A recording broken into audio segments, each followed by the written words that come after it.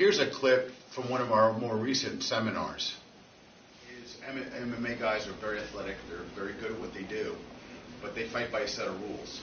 And no holds barred. Really, when they say no holds barred fighting, there is a lot of holes. They don't fight no holds barred. There's a lot of things they don't do that we do, which gives us the advantage in a fight because there is no rules for us. They have many rules. Here, stepping in one, raise one of my instructors. Two, bang, punch to the heart. So we're going to do just those two combinations from this, and from this. Okay, the spacing is everything. So when you step in, boom, you want to hit 1, 2. Use that rear foot. So step in, do the strike, 1, 2, on your own. The difference between what MMA does and what we do, usually there's no second person in the fight.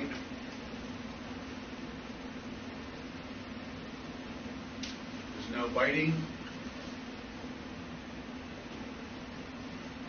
or eye gouging.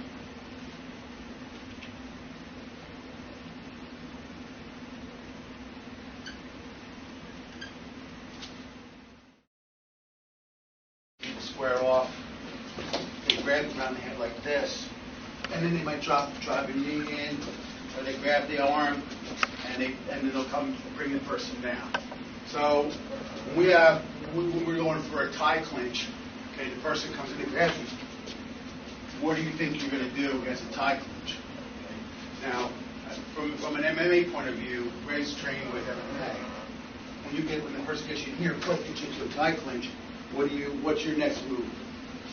Choke down. Okay. So it's to fall on his back. Okay, what we're going to do is a little bit different. So, again, somebody being equal weight, Ray can take the person down. Okay, or somebody that may not know, what they're doing. Ray can fall on his back and potentially lock them up. Okay, but for our purposes, what we're going to do is for clinch. Okay, we're going to use some street fighting, some dirty fighting, and we're going to use basically from here to here. If Ray grabs me up in a clinch, okay, that's what we're going to do. Very, very fast. Very simple. Very, very simple. Okay, what did I just do? Fingers right throw. Okay, so that's the first thing we're going to practice. So as soon as Ray grabs me in a clinch, I'm going to just come in here. At the same time, I'm going to push back. I'm going to push my fingertips through, and at the same time push back. So essentially, and that was nice. I wasn't doing it hard. If I wanted to, bang. And when we do that, this is how we situate the fingers.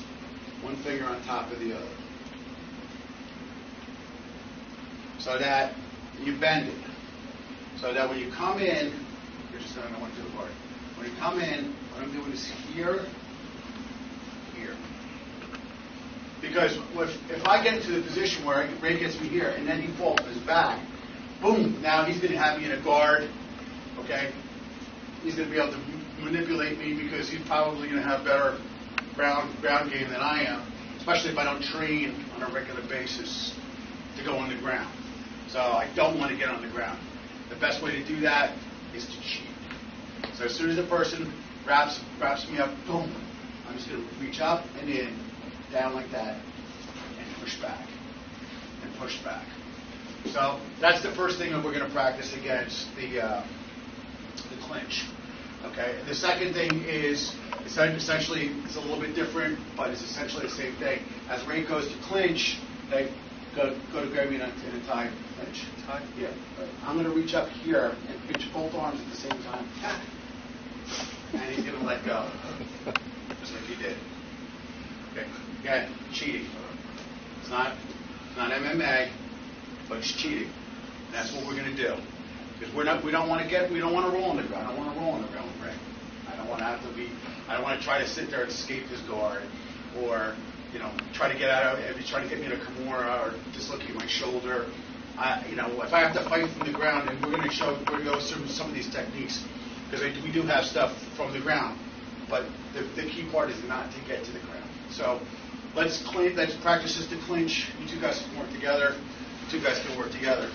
Now, the key, show me. Okay, reach up and come in and push back. Hey, you gotta meet Up and down. So you're coming in like this. Yeah. You're coming in. Down. You're not just coming straight in. You're coming in and down. So put it on my shoulder. there you go. So you're gonna drive this into my. And now use the other hand. Actually, push same time. Push me away. So. Now use the other hand like that. As you're doing that, push back. So if I can do. Or somebody shoots at your legs. And what's the distance for shooting, right? I mean, it's going to be like a little, like an arm length and a It's hand. 3 feet.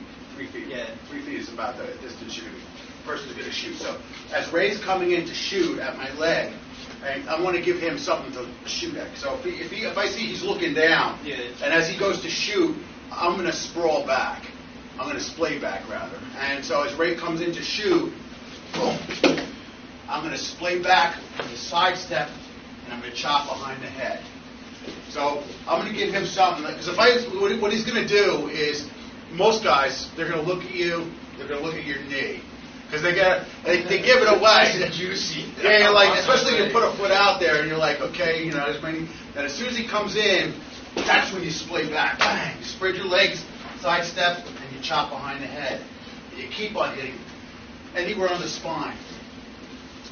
But you don't let him grab a hold, because if he gets my leg, boom, he's going to take me down, and then I'm going to be in a whole world of shit, because then I got to lean on him. I could probably put a hold in there, but again, then I'm in his world, and I don't want to be in his world. What I want to do is I want to make it seem like I'm going to engage him, but then I want to bring him into my world. And my world is going to be a lot more pain. It's going to be dirty, and it's not going to be fighting by any of these rules that he's used to fighting at. Because he's used to fighting one-on-one. He's an athlete. He's got his shit together if he's been doing it a while. But again, he's not used to fighting dirty. So if I put my foot out there and I see him looking down, the second he does it, I splay out. I want to knock his head straight down. I want to sidestep, bang, bang, on the back of his head. So let's practice that. Okay. Now, if you want, you can put another any targets of opportunity in there. So what we did before, which was the Japanese double arm bar. So from here to here, bang, bang, bang. Well, from here, I can put that in right there, or the axe foot kick. Any of these combinations all fall into these. So if I'm throwing these combinations, bang, bang, bang. Well, now I got this. I can kick, chop, do the axe foot kick, get all those nice combinations that fall right in there. When you see those targets of opportunity. So those are all there. So as soon as you hit the guy, boom, and you all of a sudden you got to grab, axe foot kick, palm, heel, Japanese double arm bar. Even when you know it's coming, man. Yeah, it does. All right, so my name is Robert Spiegel, and I'm the Chief Instructor for the Nelson Self-Defense Systems. If you would like to learn the most effective self-defense that will save your life in any situation, contact us at cnsds.com for more information about our school, seminars, or DVDs.